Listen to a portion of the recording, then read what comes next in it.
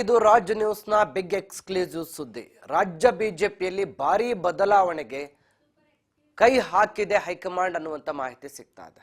ದೆಹಲಿ ಚುನಾವಣೆ ಫಲಿತಾಂಶದ ಬಳಿಕ ಭಾರಿ ಬದಲಾವಣೆ ಖಚಿತ ಅಂತ ಹೇಳಲಾಗ್ತಾ ಇದೆ. ರಾಜ್ ನ್ಯೂಸ್ಗೆ ಸಿಕ್ತು super exclusive big news.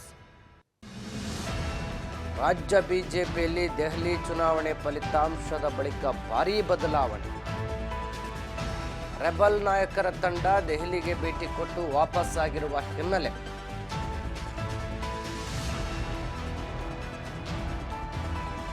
Something big going to happen.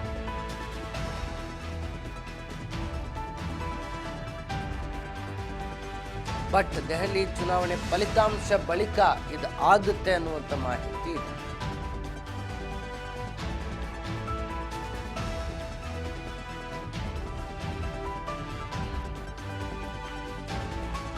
ಹಾಗಾದ್ರೆ ಏನಾಗುತ್ತೆ ಆ ಬದಲಾವಣೆಗೆ ಈಗ ಹೈಕಮಾಂಡ್ ಮುಂದಾಗಿರೋದು ಯಾವ ರೀತಿಯಾಗಿ?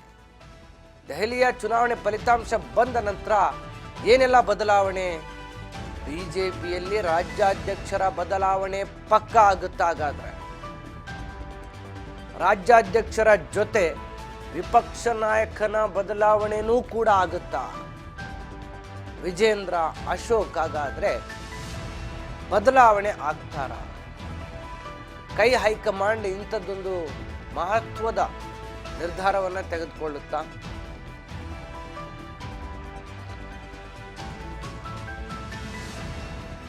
ರಾಜ್ಯಾಧ್ಯಕ್ಷರ ಜೊತೆ ವಿಪಕ್ಷ ನಾಯಕರ ಬದಲಾವಣೆಗೂ ಕೂಡ ಹೈಕಮಾಂಡ್ ಚಿಂತನೆ ನಡೆಸಿದೆಯಾ?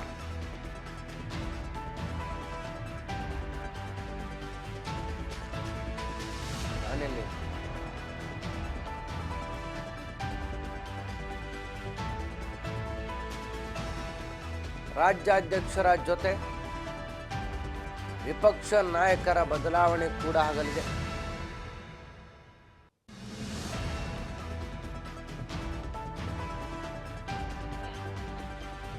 ಸದ್ಯ ಬಿಜೆಪಿಯ ಹೈಕಮಾಂಡ್ ನಾಯಕರು ಇಂಥದ್ದೊಂದು ಮಹತ್ವದ ಬದಲಾವಣೆಯನ್ನ ದೆಹಲಿಯ ಚುನಾವಣೆ ಫಲಿತಾಂಶದ ಬಳಿಕ ತೆಗೆದುಕೊಳ್ಳಲಿದ್ದಾರೆ ಅನ್ನುವಂಥ ಸ್ಪಷ್ಟ ಮಾಹಿತಿ ಇದೀಗ ಲಭ್ಯ ಆಗ್ತಾ ಇರುವಂಥದ್ದು. ರಾಜ್ಯಾಧ್ಯಕ್ಷರ ಜೊತೆ ವಿಪಕ್ಷ ನಾಯಕರನ್ನು ಕೂಡ ಬದಲಾವಣೆ ಮಾಡಬೇಕು ಅಂತ ಚಿಂತನೆ ನಡೆಸಿದೆ ಅಂತ ಹೇಳಲಾಗ್ತಾ ಇದೆ. ರೆಬಲ್ ನಾಯಕರ ತಂಡ ದೆಹಲಿಗೆ ಭೇಟಿ ಕೊಟ್ಟು ದೆಹಲಿ ನಾಯಕರನ್ನ ಭೇಟಿಯಾಗಿ ದೆಹಲಿ ನಾಯಕರ ಬಳಿ ಮಾಹಿತಿ ಪಡೆದ ಬಳಿಕ ಸದ್ಯ ಇಂಥದ್ದೊಂದು ಗುಸುಗುಸು ಸುದ್ದಿ ಹರಿದಾಡ್ತಾ ಇದೆ.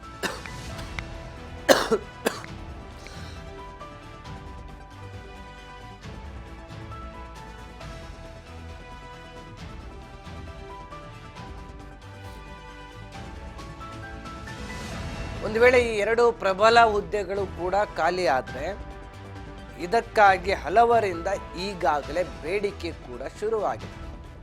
ಖಾಲಿಯಾಗುವ ಎರಡು ಸ್ಥಾನಗಳಿಗೆ ಲಾಬಿ ಆರಂಭ ಆಗಿದೆ. ದೆಹಲಿ ಮಟ್ಟದಲ್ಲಿ ಲಾಬಿಯನ್ನು ಆರಂಭಿಸಿದ್ದಾರೆ ರಾಜ್ಯ ಬಿಜೆಪಿ ನಾಯಕರು. ವಿಪಕ್ಷ ನಾಯಕನ ಸ್ಥಾನಕ್ಕೆ ಹಲವರಿಂದ ಅರ್ಜಿ ಕೂಡ ಸಲ್ಲಿಕೆ ಆಗುವ ಸಾಧ್ಯತೆ ಇದೆ. ಈಗಾಗಲೇ ವಿಪಕ್ಷ ನಾಯಕ ಮತ್ತು ರಾಜ್ಯಾಧ್ಯಕ್ಷ ಸ್ಥಾನ ಬದಲಾಗಬೇಕು ಅನ್ನೋ ಕೂಗು ಕೇಳಿ ಬಂದಾಗ ಚುನಾವಣೆ ಮೂಲಕ ರಾಜ್ಯಾಧ್ಯಕ್ಷರ ಆಯ್ಕೆ ಆಗಬೇಕು ಅಂತೇಳಿ ರೆಬಲ್ ಟೀಮ್ ಪಟ್ಟು ಹಿಡಿದಿತ್ತು. ಅದಕ್ಕೆ ಬೇಕಾಗಿರುವಂಥ ಪೂರಕ ವಾತಾವರಣ ಕೂಡ ರಾಜ್ಯದಲ್ಲಿ ನಡೀತು. ಏನು ಸದ್ಯ ರಾಜ್ಯ ಬಿಜೆಪಿ ಉಸ್ತುವಾರಿ ರಾಜ್ಯಕ್ಕೆ ರಾಧಾ ಮೋಹನ್ ದಾಸ್ ಭೇಟಿ ಕೊಟ್ಟಿದ್ರು.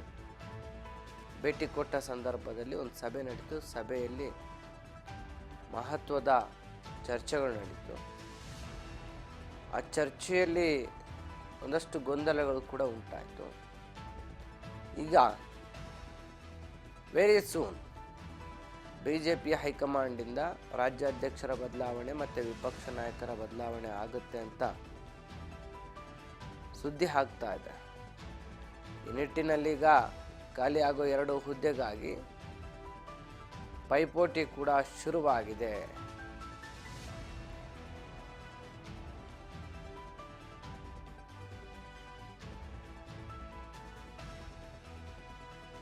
ಹಲವರಿಂದ ಖಾಲಿಯಾಗುವ ಹುದ್ದೆಗಳಿಗೆ ಹೈಕಮಾಂಡ್ ಮಟ್ಟದಲ್ಲಿ ಲಾಬಿಯನ್ನು ನಡೆಸಲಾಗ್ತಾ ಇದೆ.